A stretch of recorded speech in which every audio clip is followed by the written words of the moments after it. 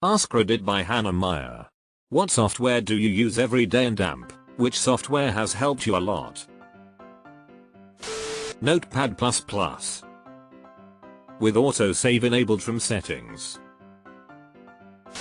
Greenshot. It's like the snipping tool but on steroids, has been really good for documentation writing for me. Is it better than Snagit? Bitwarden. I went way too long without a password manager. Absolute game changer. Keep us for running locally. Google Keep Notes. Couldn't live without it. For personal use, Keep is so good. Shopping lists, packing lists, somewhere to quickly note something I'll need later, like numbers, emails, people's names, costs, measurements etc. You can color code the BTC also. I use it for random junk I would have to write down but don't need. For example, the measurements of a wall when I go to the hardware. Or a brand of something I wanted with a random link to it to come back to later. Yep, it's the bomb for me. Excel. Back in 2004 I saw other guys in college working on an Excel sheet and thought it looked like the most dry, boring to lever. Little did I know I would fall in love with it shortly after and spend the next 20 years working with it. Google Sheets has replaced it lately but Excel will always be the tool that has shaped my life the most. Visual Studio 2022, I use it every day and it's buggy AF. Add ReSharper for good measure and watch vs tell on ReSharper impacting performance lol. IntelliJ, use it every day and it pays the mortgage. When I was a student we were using Eclipse in the start but I transferred to IntelliJ, it was so much better. SSH. Sorry, we'll talk softer. Dart. What software do you use every day? Pornhub. Software that turns into hardware. You need a budget. Budgeting app. It's a digital envelope system. You explicitly place each and every dollar you currently have in your accounts into different categories so when you want to spend money you can say, I want to eat out. I have $40 set aside for that this month, so I know I can afford it. It also helps you stay out of credit card debt. Because when you enter a transaction for your CC, it will automatically move money from, say your gas category, and move it to your CC category. So that money hasn't actually been spent yet, since it was charged to your CC, but the money is now in your CC payoff envelope, so when the CC bill is due, you have the exact amount ready to go. On top of the system itself, they have tons of videos and blogs about the philosophy behind the system. There's a 30-day free trial so you can take the time to get past the learning curve and evaluate if you want to spend $100 a year on it, which breaks down to $8.70 a month.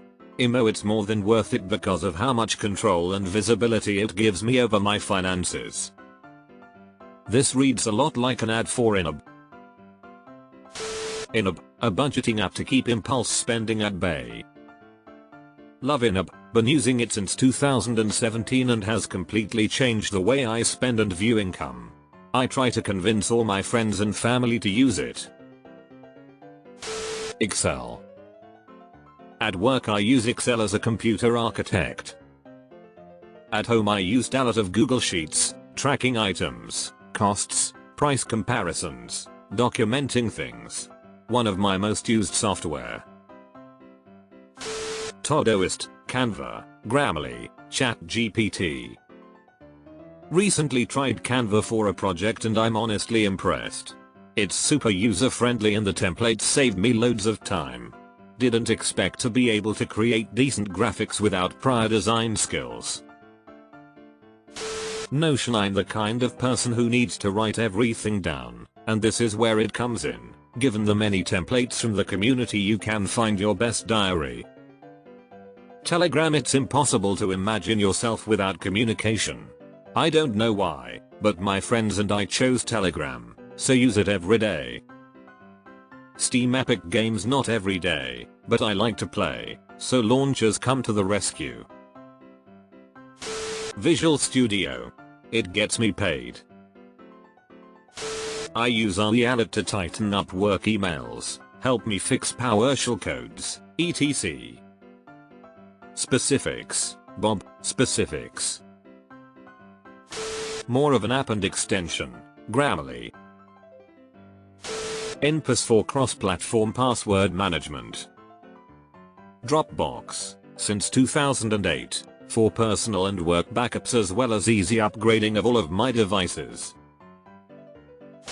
I was super reluctant to use it, but Gong's transcriptions of recordings of video calls have become extremely valuable to me while working on a couple of big projects at work. Being able to record a call then go back and find the customer's exact words by searching the keyword in the transcript, and then having Gong replay that section of the call makes it much easier to get things right on complex projects. This is actually pretty cool. There have been several instances where I wish I could recall the exact words someone said. Mostly apps for communication messengers, Telegram, Viber, Mail. Asana and Notion for work. ChatGPT. Helps a lot in copywriting.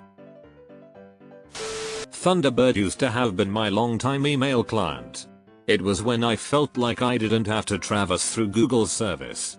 Can just open the client and there it is.